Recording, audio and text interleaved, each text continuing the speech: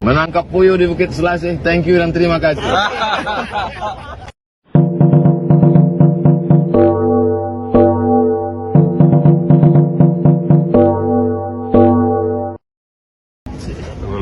Kalau hendak pergi ke Portugal, singgah sebentar ke Panama.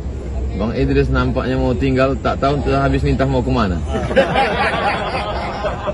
Dibalas sudah. Kalau Tuhan pergi ke Panama, jangan lupa membeli pandan.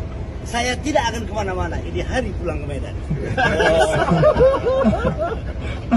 Kalau Tuhan memakai katun, jangan dipakai di tengah halaman. Kalau kita terus berpantun, nampaknya kami tak akan balik sampai ke pekarangan. Kalau Tuhan ke Pancur Batu, kalau Tuhan makan pepaya, tolong ambilkan kami satu. Wabillahi taufiq wal hidayah. Wassalamualaikum warahmatullahi wabarakatuh. Menangkap puyuh di Bukit Selasih. Thank you dan terima kasih.